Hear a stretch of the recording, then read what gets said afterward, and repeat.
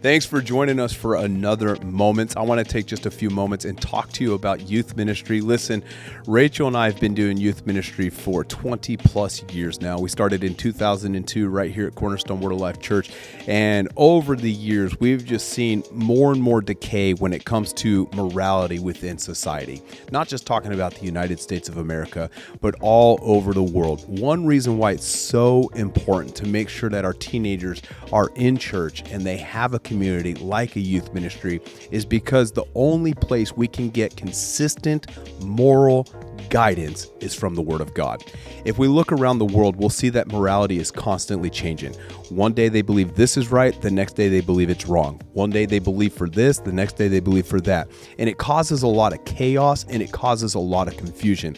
The Word of God should be our moral compass. Teenagers need it now more than ever. They need a moral compass that will lead them, that will guide them, that will teach them how to behave, who they're supposed to associate with, what they're supposed to say, what they're supposed to do, how they're supposed to be living. That stuff is not supposed to be changing from day to day. There needs to be some consistency in our lives and in the lives of these young people. So we can't rely on consistency to come to them concerning morality from public institutions. We can't rely on it coming from education. We can't rely on it coming from government. Now, all those things are good. Public institutions, school, government, all those things are good and they have their purpose. All I'm saying is as we live and breathe, their moral position are changing, sometimes day by day, hour by hour, and minute by minute. But God never changes. The Word of God never changes. And that's why it is qualified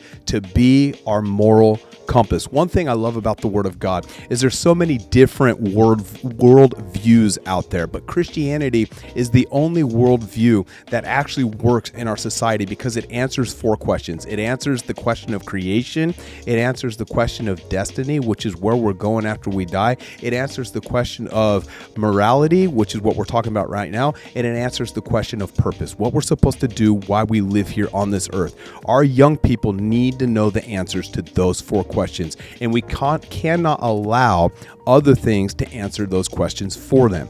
When the Word of God is what gives us the right answer, when the Word of God gives us an answer that's never changing, when the Word of God, as Jesus said, when we live according to the Word, we're building our life on the rock. And so we know that storms are going to come to our young people just like they come to us. And when those storms come, we want their lives to stand strong. We want their lives to stand stable. We want their lives to stand secure. And the only way that happens is to build their house on the rock. What is the rock?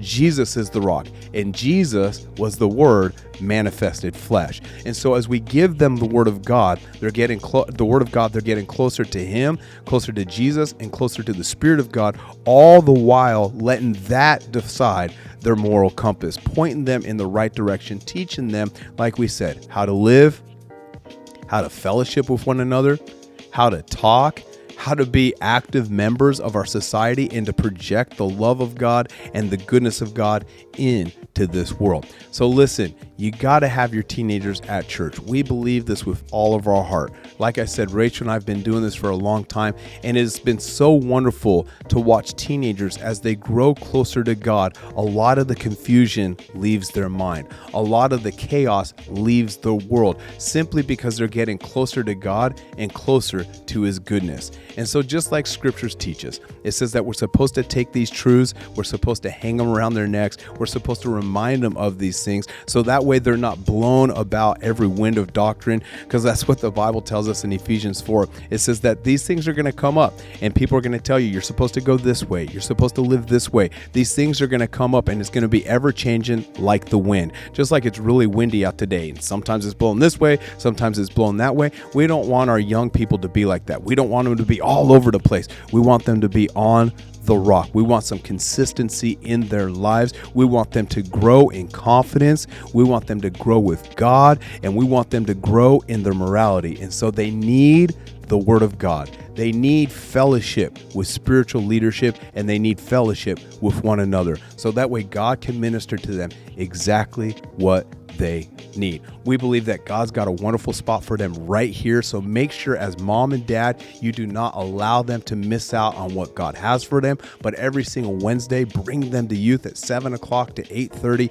and allow them to be taught the things that they need to be successful in this life. We love you, and we'll see you next time on Moments.